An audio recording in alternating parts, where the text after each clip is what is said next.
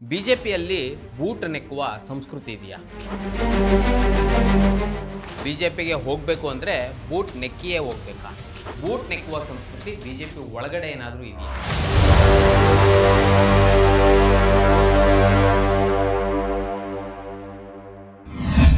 ವೀಕ್ಷಕರೇ ನಮಸ್ಕಾರ, ಈ ದಿನ .comಗೆ ಸ್ವಾಗತ. ನಾನು ಮನೋಜ್.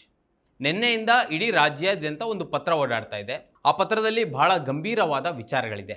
ಅದನ್ನು ಬರೆದಿರೋದು ಬಿಜೆಪಿಯ ಉಚ್ಚಾಟಿತ ವ್ಯಕ್ತಿ, ಮಾಜಿ ಸಚಿವ, ಯಶವಂತಪುರದ ವಿಧಾನಸಭಾ ಕ್ಷೇತ್ರದ ಶಾಸಕ ಎಸ್.ಟಿ. ಸೋಮಶೇಖರ್ ಅವರು. ಅವರೇನು ಸಾಮಾನ್ಯ ವ್ಯಕ್ತಿ ಅಲ್ಲ, ಈ ಹಿಂದೆ ಸಚಿವ ಕೂಡ ಆಗಿದ್ದರು. ಅವರು ಬಹಳ ಖಾರವಾದಂಥ ಪ್ರಶ್ನೆಗಳನ್ನು ಕೇಳಿದ್ದಾರೆ. ಅವ್ರು ಕೇಳಿರೋದು ಬೇರೆ ಯಾರಿಗೂ ಅಲ್ಲ, ಬಿಜೆಪಿಯ ಹಿರಿಯ ನಾಯಕ, ಮಾಜಿ ಮುಖ್ಯಮಂತ್ರಿ BS ಯಡಿಯೂರಪ್ಪನವರಿಗೆ.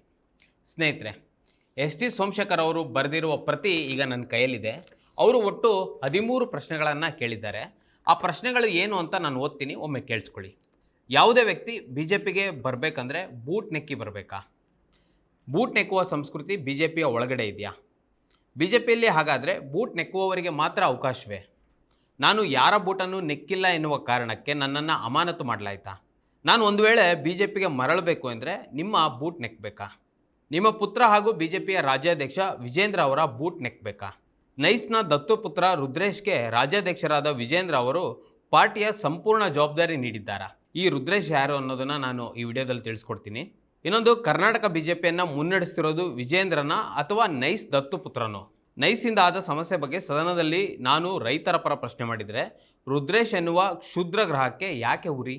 ಇಂಥ ಕ್ಷುದ್ರ ಗ್ರಹನನ್ನು ನೀವು ಬೆನ್ನಿಗೆ ಕಟ್ಕೊಂಡು ಓಡಾಡ್ತೀರಾ ಎನ್ನುವುದೊಂದೇ ಆತನ ಐಡೆಂಟಿಟಿ. ಹಾಗಾದರೆ ಆತನ ಹೇಳಿಕೆಗೆ ನಿಮ್ಮ ಸಹಮತ ಇದೆಯಾ? ಬೂಟ್ ನೆಕ್ಕಬೇಕು ಎಂದು ನೀವು ಮತ್ತು ವಿಜೇಂದ್ರ ಬಯಸ್ತಿದ್ದೀರಾ? ಕರ್ನಾಟಕದ ಯಾವುದೇ ವ್ಯಕ್ತಿ ಬಿಜೆಪಿಯಲ್ಲಿ ಬೆಳೆಯಬೇಕು ಎಂದರೆ ಯಾರ ಬೂಟನ್ನು ನೆಕ್ಕಬೇಕು? ವೀಕ್ಷಕರೇ, ಇದಿಷ್ಟು ನನ್ನ ಮಾತುಗಳಲ್ಲ, ಇದಿಷ್ಟು ಎಸ್.ಟಿ. ಸೋಮಶೇಖರ್ ಅವರ ಮಾತುಗಳು. ಅವರು ಈ ರೀತಿಯ ಖಾರವಾದ ಪ್ರಶ್ನೆಗಳನ್ನು BS ಯಡಿಯೂರಪ್ಪನವರಿಗೆ ಕೇಳಿದ್ದಾರೆ. ಇನ್ನೊಂದು, ಅವರ ಪತ್ರದಲ್ಲಿ ಮೊದಲು ಆರಂಭ ಮಾಡೋದೇ, ಯಡಿಯೂರಪ್ಪನವರೇ, ನಿಮಗೆ ಒಂದು ಪ್ರಶ್ನೆಯನ್ನು ಕೇಳಬೇಕಿದೆ.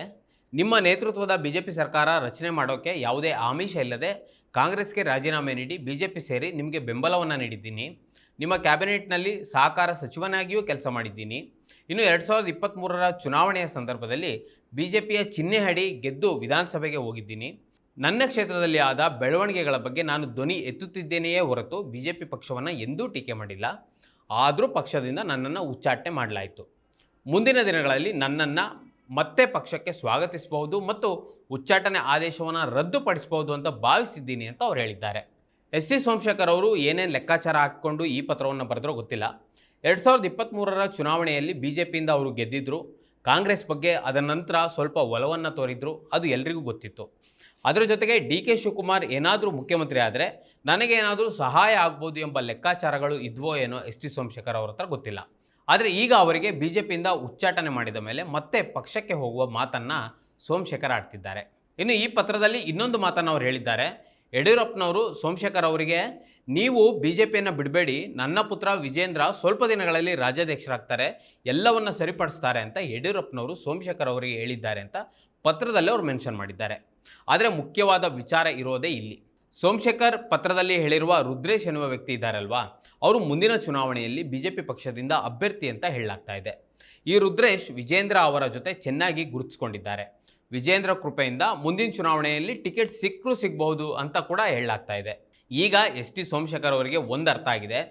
DK ಮುಖ್ಯಮಂತ್ರಿ ಆಗಿದ್ದರೆ ಕಾಂಗ್ರೆಸ್ನಲ್ಲಿ ಏನಾದರೂ ಮಾಡ್ಬೋದು ಅಂತ ಲೆಕ್ಕಾಚಾರ ಹಾಕ್ಕೊಂಡಿದ್ರು. ಅದು ಈಗ ವರ್ಕೌಟ್ ಆಗಲಿಲ್ಲ. ಅದಕ್ಕೆ ಕಾಂಗ್ರೆಸ್ನಿಂದಲೂ ಅಂತರವನ್ನು ಕಾಯ್ದುಕೊಂಡು ಬಿಜೆಪಿಗೆ ಮತ್ತೆ ಹೋಗುವ ಪ್ಲ್ಯಾನ್ ಮಾಡ್ತಿರೋ ಥರ ಇಲ್ಲಿ ಕಾಣ್ತಾ ಇದೆ. ಇನ್ನೊಂದು ಭಾಳ ಮುಖ್ಯವಾಗಿ, ಬಿಜೆಪಿ ಚುನಾವಣೆ ಸಂದರ್ಭದಲ್ಲಿ ಗೆಲ್ಲುವ ಅಭ್ಯರ್ಥಿಗೆ ಮಣೆ ಹಾಕತ್ತೆ. ಅದೇ ರೀತಿಯಲ್ಲಿ ಎಸ್.ಟಿ. ಸೋಮಶೇಖರ್ ಈ ಪತ್ರವನ್ನು ಬರೆದು ನನಗೆ ಟಿಕೆಟ್ ಕೊಡಲಿ ಅನ್ನುವ ರೀತಿಯಲ್ಲಿ ಹೇಳಿದ್ದಾರೆ. ಇನ್ನು ರುದ್ರೇಶ್ ಎನ್ನುವ ವ್ಯಕ್ತಿಯ ವಿರುದ್ಧ ಈ ರೀತಿಯಲ್ಲಿ ಕಿಡಿಕಾರಿದ್ದಾರೆ. ಪತ್ರದಲ್ಲಿ ಇನ್ನೊಂದು ವಿಚಾರವನ್ನು ಸಹ ಬರೆದಿದ್ದಾರೆ. ವಿಧಾನಸಭೆಯಲ್ಲಿ ನಾನು ಸೇತುವೆಗಳ ಅಗಲೀಕರಣ ಹಾಗೂ ನೈಸ್ನಿಂದ ಭೂಮಿ ಕಳೆದುಕೊಂಡ ರೈತರ ಪರವಾಗಿ ಪ್ರಶ್ನೆ ಕೇಳಿದ್ದೇನೆ. ಅದಕ್ಕೆ ವಿಜೇಂದ್ರ ಅವರ ಆಪ್ತ ಮತ್ತು ಯಶವಂತಪುರ ಮುಂದಿನ ಬಿಜೆಪಿ ಅಭ್ಯರ್ಥಿ ಎಂದು ಬೋರ್ಡ್ ಹಾಕ್ಕೊಂಡು ಓಡಾಡ್ತಿರುವ ರುದ್ರೇಶ್ ಅವರು ಸಂಬಂಧವೇ ಇಲ್ಲದೆ ಪತ್ರಿಕಾಗೋಷ್ಠಿಯನ್ನು ನಡೆಸಿ ಹೇಳಿಕೆಯನ್ನು ನೀಡಿದ್ದಾರೆ.